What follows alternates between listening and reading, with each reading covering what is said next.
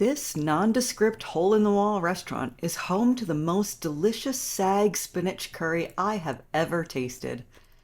So join us for a leisurely lunch and sketch at the Curry Leaf in Las Vegas. What a great location this was, and the food was phenomenal. So we got there and chatted for a bit, and then we looked at the menu and picked an appetizer. Got this delicious chili paneer. Oh my goodness, it was just so good. And then you can barely see it, but in the corner there on the left, I am sketching it because I had to stop and eat it and sketch it right away. And now back using a camera and a photograph of this light fixture area that I'm drawing because it was behind me. So I didn't want to keep turning my head.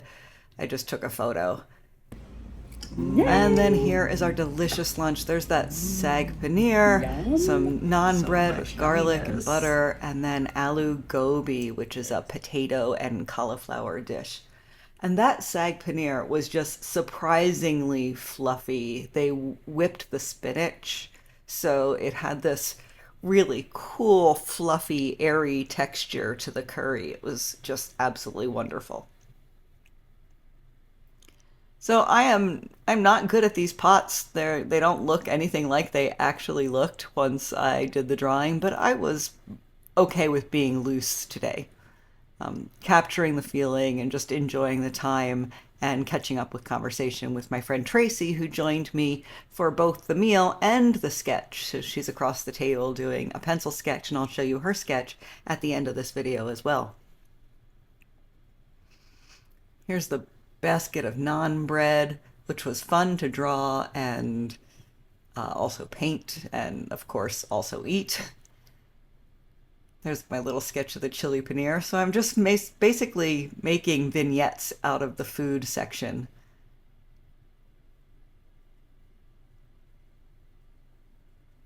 The perspective on this lighting area was interesting. I corrected it a little bit as I went in with my pen, but mostly I'm not all that worried about it.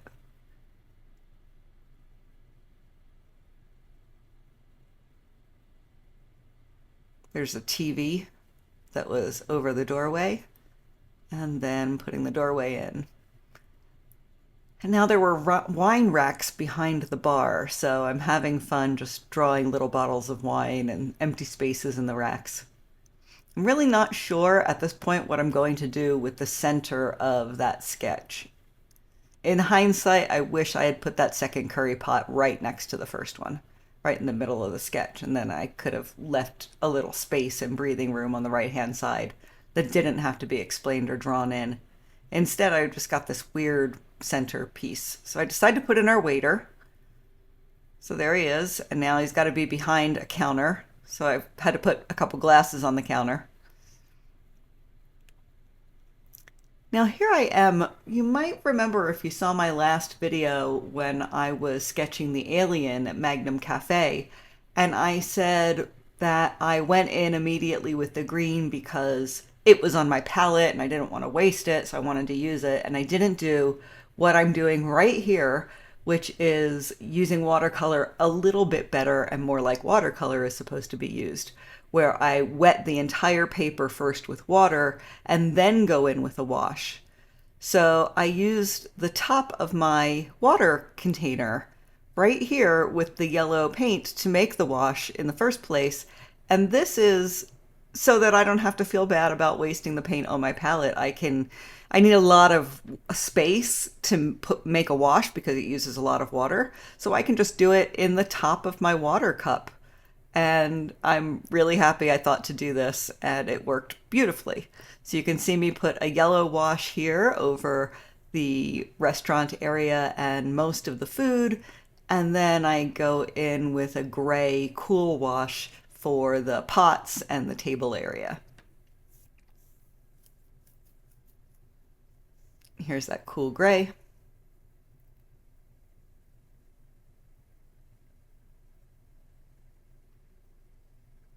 So I was really happy that I made an observation on my last sketch and corrected, quote unquote, corrected it with this one.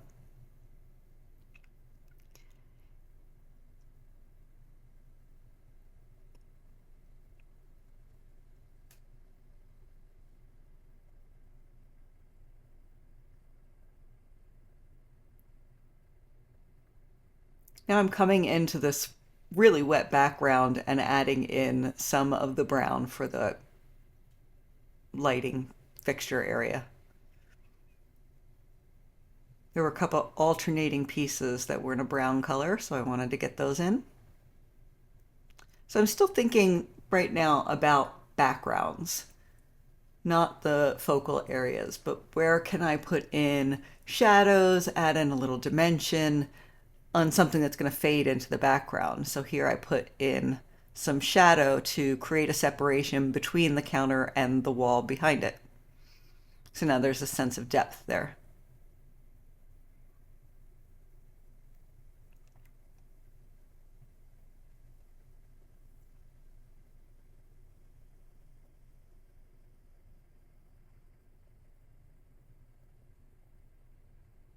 And next I go back into that brown color, add a little of my favorite buff titanium to it to give it a bit of creaminess, and then go in for another layer on that light fixture area, the darker colors.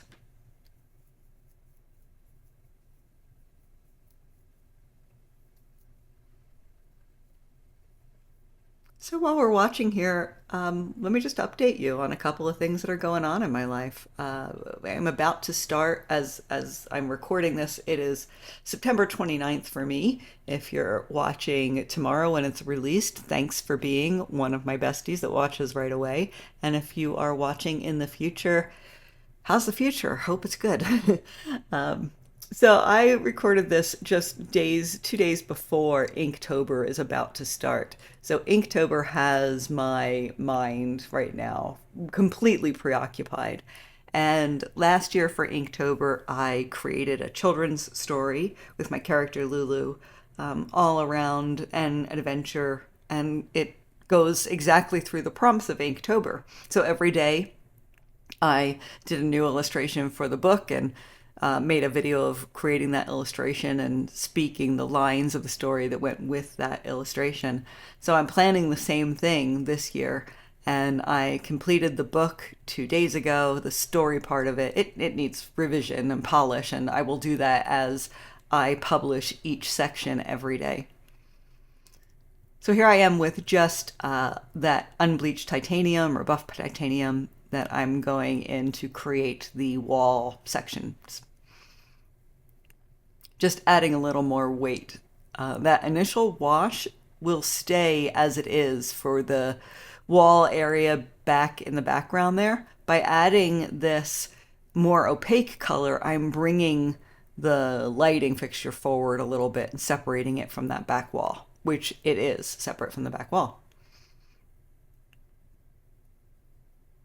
So I've been working on planning Inktober. I've finished the first draft of the book. I'm working on polishing it a second time, and I have my first push is to get the first 8 videos done because I have to be at an event this weekend, so I won't be able to do any sketching on Friday, Saturday, Sunday, or Monday, and not until Tuesday afternoon. So that's basically 5 days of sketching that I need to get done in advance so that I don't fall behind on Inktober. So I have a lot to do over the next couple of days, and it is really on my mind. Now, I know why I do this right here. I am drawing in the tiniest bar stool ever. I don't know why I am doing this. This bar stool should be bigger than the guy behind the counter because it's closer to me. And I went rogue and it didn't work out. And I don't ever go back and make it any larger. I immediately regret it, but there it is, the tiniest bar stool ever sitting in the front of this counter. I should have just left it. It didn't need anything there. It was very clear that he was at a counter. I don't know why I do these things. I'll figure it out though. One of these days, I'll just stop adding ridiculous things to my sketches.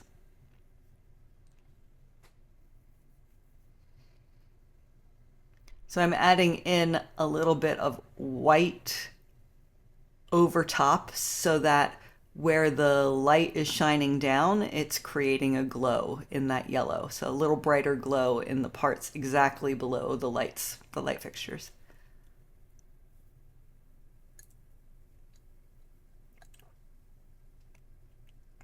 I'm pretty happy with the top section, so I'm moving to color in the pots,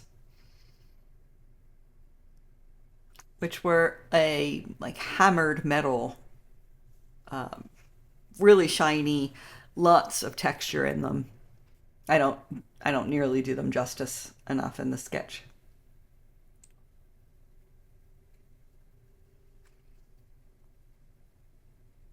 So as excited as I am about Inktober, I also have to like keep telling myself to slow down and hold on and don't keep piling on more work for me.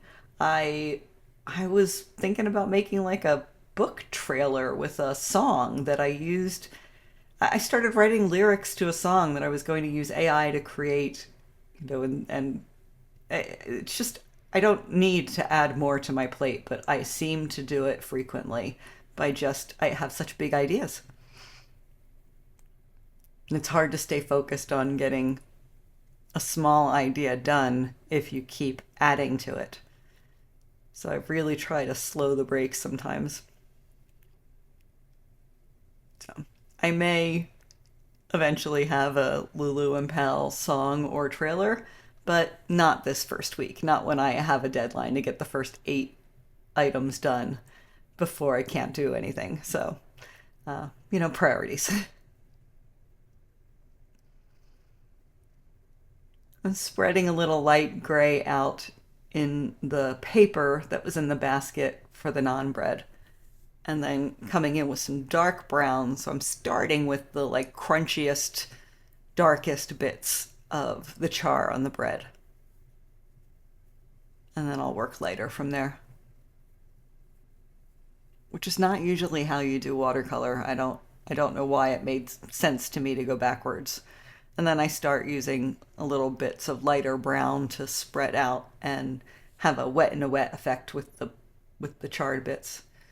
And then I thought it needed a little more buttery yellow color, so I come in with that.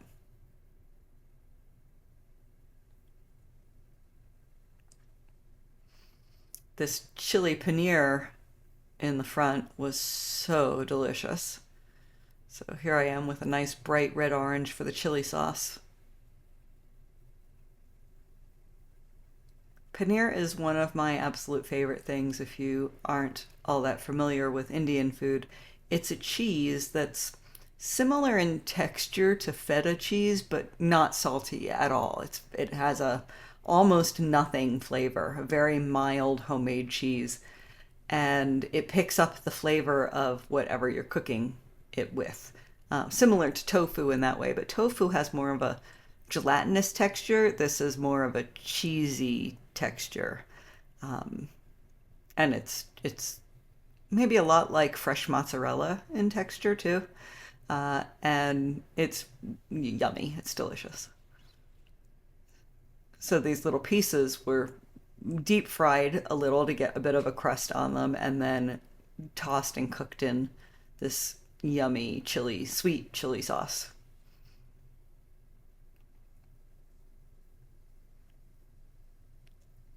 Here I'm going in with a really bright green for the sag paneer. Not only was it fluffy because it was whipped and the texture was just unlike anything I've ever had in sag paneer, uh, it was so enjoyable, but it was also delicious.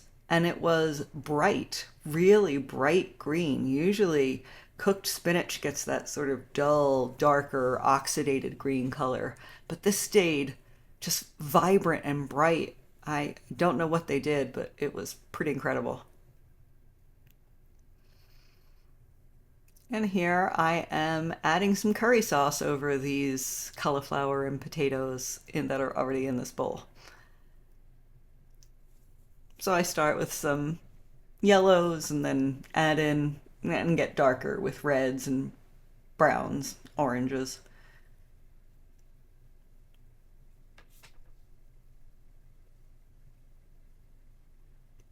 I don't know why I didn't finish that curry right there, and why I went in to put the shadow in underneath the bar, which didn't even really need to be there. I could have just gone with whatever was there in the back, but I decided that I needed a little more color in the center, I guess. So here I am putting in a wood counter, which there was a wood counter there, and it was so cluttered with stuff I didn't want to put any of it in.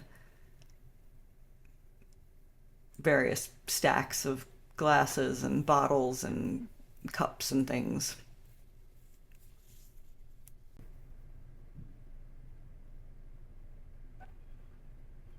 I'm going back and adding some little flecks of probably parsley that was on the naan, which looks pretty delicious from here even now. I actually have leftovers of this in my fridge. I should go eat. So now I'm finally going in, putting that second layer on the aloo gobi. Potatoes and curry are such a perfect combination. Really, really yummy. Wound up eating a potato curry, a Thai potato curry, the very next day, and it was equally, but entirely differently yummy.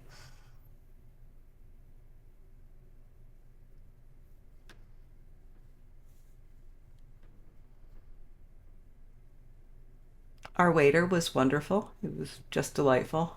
He looked nothing like this. I'm kind of just putting a generic guy back behind the counter. And he was in a black shirt, and he was standing in front of this very dark doorway, and I was at risk of him fading away. So I leave a little halo of lighter color and just use some fresh water to spread out around the background. So he's got just this little halo of color between him and where the door starts, the shadows in the doorway start. So he does stand out a little bit. So since I'm taking on such a big challenge with Inktober, it helps me to have some goals in mind. So I just want to share them with you. My goals for this Inktober are to finish all 31 drawings and to finish on time. So by October 31st, I'll be doing my 31st drawing, if not that day, sooner.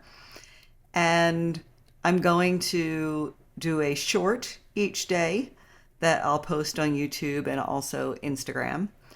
And I'm also going to do a final video with a full read through of the book, as well as a book binding video, because I'm doing the drawings on separate pieces of paper.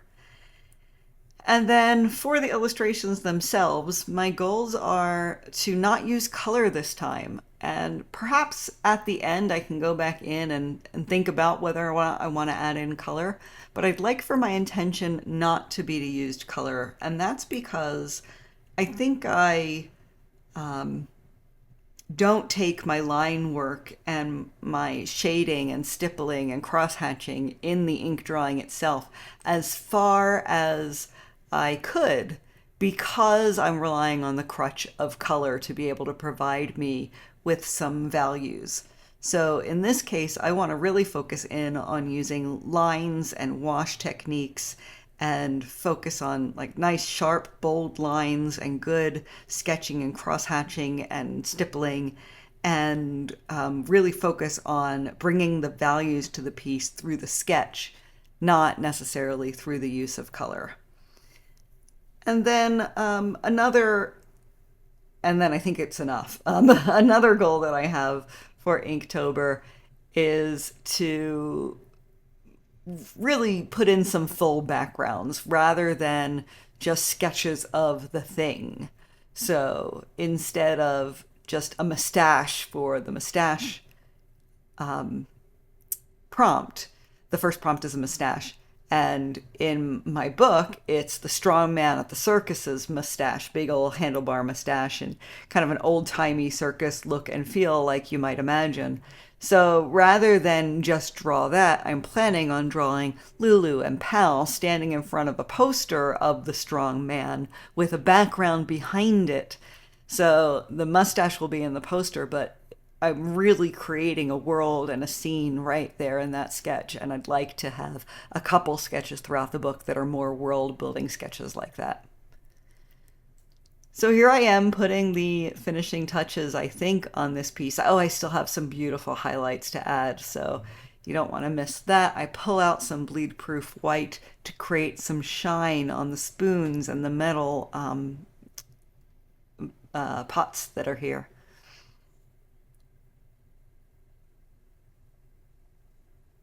But first, I have to color in these fantastic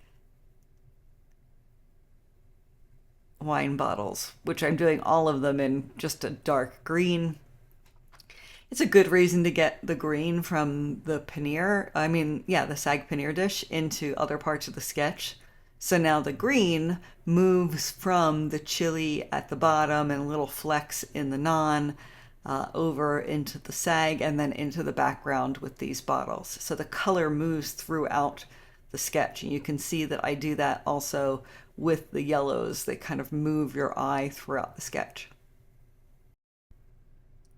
And here I am using Dr. P.H. Martin's Bleedproof white dye, which is a really nice opaque white dye that I like using over watercolor because it stays white. It's called Bleedproof because the color does not bleed up into the white that you put down on the. So we've got nice shine on our pots, and then I come back in and add some stippling dots because these were hammered little metal pots and they really had a lot of texture and interest, so these dots help bring some of that out. And here I am dating the sketch curry leaf with my friend Tracy, and here's my final sketch and the background that inspired it. And there's my friend Tracy, beautiful woman, and I hanging out. And Tracy's sketch when she was all done with it. Isn't that fantastic? We're going to come back and get this chocolate naan. We were much too full. Look at that. Oh, that makes me very, very happy. I really like these sketches. I have a lot of fun painting food.